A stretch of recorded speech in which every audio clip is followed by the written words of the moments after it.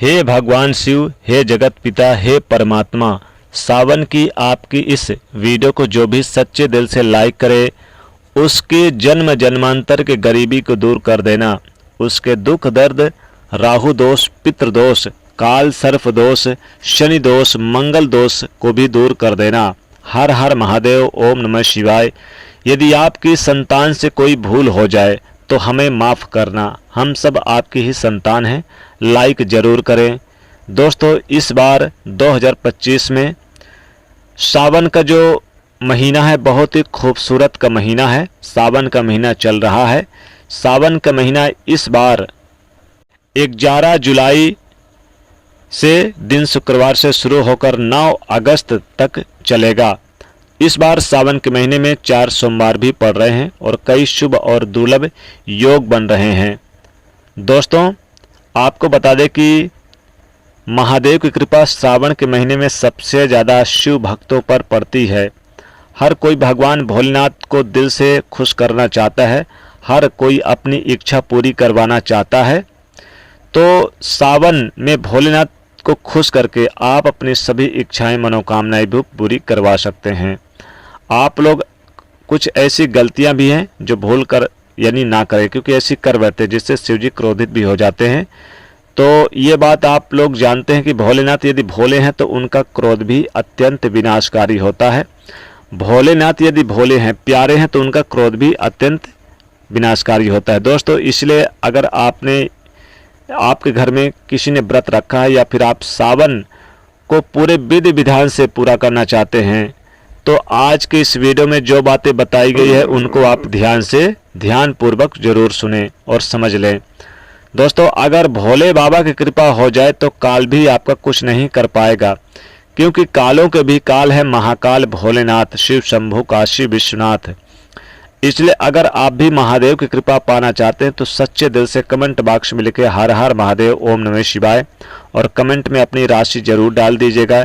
यदि हमारे पास सावन की आपकी राशि के अनुसार कोई उपाय है तो आकर हम आपके कमेंट में रिप्लाई में ज़रूर बताते हैं और आपको बड़ा लाभ होगा। दोस्तों, सावन के सोमवार व्रत में क्या खाएं और क्या नहीं, खासकर सोमवार ही नहीं, सावन के प्रत्येक दिन, चूँकि लोग सावन में पूजा पाठ करते हैं, भगवान शिव को मनाते हैं, तो सावन के व्रत में क्या खाएं क्या ना खाएं। सावन में आप लहसुन खाएं या ना खाएं, व्रत में नमक खाएं या ना खाएं, कौन सी गलतियां नहीं करनी चाहिए, कौन से फल नहीं खाने चाहिए और कौन सा फल खाना चाहिए, पति पत्नी को दूरी क्यों बनानी चाहिए और कौन से रंग के कपड़े नहीं पहनना चाहिए, ऐसी कौन सी गलतियां हैं जिससे सावन के दौरान हमें भूल कर भी नहीं करना चाहिए सावन के महीने में।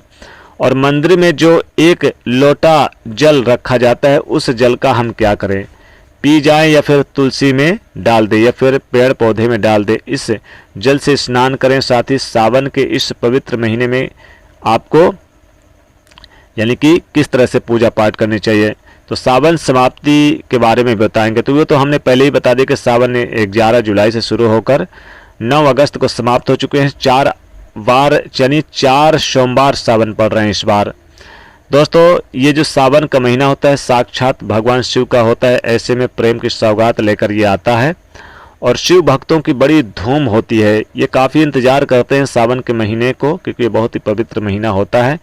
आप अंदाज़ा भी नहीं लगा सकते हैं, सावन जब गरजते हैं तब धरती माता का शुभ अत्यंत मंगलकारी विशेष स्थान होता है। सावन में प्रकृति स्नान करती है और पृथ्वी जल मग्न हो जाती है। नई फसल उग कर आते हैं, हरियाली की उत्पत्ति होती है, किसान के चेहरे पर सुकून यानी कि देखने को मिलता है। सावन का त्यौहार भारत में तो बड़े धूमधाम से मनाया जाता है। क्या आप जानते हैं विदेशों में भी सावन का पवित्र महीना बड़े जोरों शोरों के साथ और खुशी के साथ मनाया जाता है। सावन में प्रकृति आपस में बातें करती है और वातावरण सुगम हो जाता है, हरियाली की उत्पत्ति होती है और नए नए बीज उगते हैं।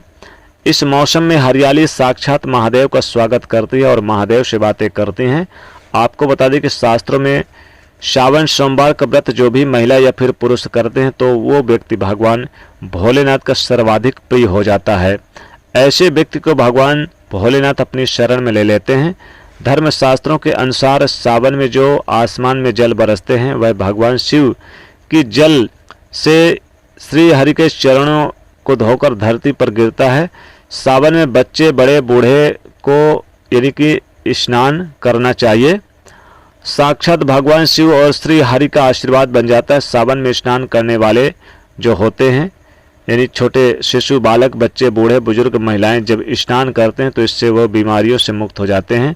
सावन की पहली बरसात में लड्डू गोपाल को भी स्नान जरूर करवाना चाहिए।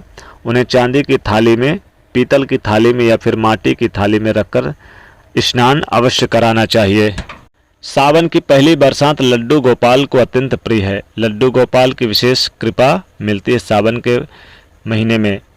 दोस्तों, सावन में कांवड़ की यात्रा भी करनी चाहिए। सावन यानी कि शास्त्रों का कहना है कि सबसे पहले कांवड़ की यात्रा शुरू होती है। परशुराम जी ने सबसे पहले शुरू की थी और फिर इसके बाद शिव भक्तों की यानी कि कतार लग गई कांवड़ यात्रा के लिए।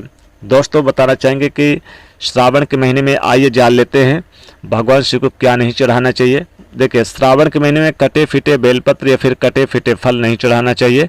और साथ ही साथ आप सावन में शिवलिंग के पास जब भगवान शिव शंकर जी की पूजा करने जाए तो आप मैले कुचले कपड़े या फिर काले कपड़े पहन कर ना जाए। तुलसी ना चढ़ाएं, हल्दी ना चढ़ाएं और साथ ही उन्हें आप कुमकुम ना चढ़ाएं और केतकी के पुष्प ना चढ़ाएं।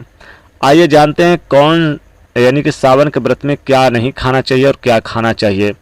दोस्तों, श्रावण का अगर आप व्रत रख रहे हैं सोमवार खासकर, तो आपको भगवान शिव शंकर को प्रसन्न करने के लिए आप केला खा सकते हैं, अमरूद खा सकते हैं, सेब खा सकते हैं, पपीता खा सकते हैं, आप यानी कि अनार खा सकते हैं। फलों में आप बेल फल खा सकते हैं यानी कि खीरा खा सकते हैं। जो भी फल आप जैसे कि मौसमी, संतरे के जूस पी सकते हैं। दूध का सेवन कर सकते हैं, लेकिन भूल कर भी आप यानी कि नाशपाती का सेवन ना करें, क्योंकि इससे व्रत भंग हो जाएगा। और आप जब व्रत रख रहे हैं तो बहुत से लोग एक टाइम व्रत में भोजन करते हैं, तो उन्हें सब्जियों में जैसे बैगन की सब्जी नहीं खानी चाहिए। और साथ ही साथ आपको लहसुन प्याज की बनी चीज़ें नहीं खाना चाहिए। लहसुन प्याज से बनी चीज़ें जैसे बहुत सारी चीज़ें होती हैं उनमें ना खाएं, बाहर की चीज़ें मंगा कर ना खाएं और बैगन की सब्जी ना खाएं। साथ ही साथ आप टमाटर ना खाएं। और श्रावण का अगर व्रत आपने रखा है तो इस दरमियान आपको विशेषकर कुट्टू के आटे वगैरह इनकी रोटियां भी बनाकर नहीं खानी चाहिए, क्योंकि इनमें पुराने हो जाने के कारण, पुराने आटे होने के कारण कीड़े मकोड़े पड़ जाते हैं, जो मांस खाने के बराबर माना जाता है। आपका व्रत भंग हो जाएगा, इसलिए ना खाएं कुट्टू के आटा वगैरह। साथ ही साथ कोई कटा फिटा फल है तो वो भी बाजार से लाकर ना खाएं। दोस्तों, जो भी खाएं शुद्ध खाएं। आप दूध की खीर बना सकते हैं, आप रबड़ी खा सकते हैं, चाय पी सकते हैं, आप संतरे का जूस पी सकते हैं, नींबू का जूस पी सकते हैं, लेकिन आप भूल कर भी बैगन या फिर कद्दू और कुम्हड़ा की सब्जी ना खाएं। कद्दू और कुम्हड़ा की सब्जी या पत्तेदार गोभी जो आती है उसकी भी सब्जी मत खाइए, भूल कर भी मत खाइएगा। साथ ही साथ आपको खाना है तो सेब खा सकते हैं, अनार खा सकते हैं, केला खा सकते हैं। फलों में आप ये सब खा सकते हैं, कोई दिक्कत नहीं है। और आप आलू भी खा सकते हैं, आलू खाना भी कोई दोष नहीं है, आलू का भी सेवन कर सकते हैं।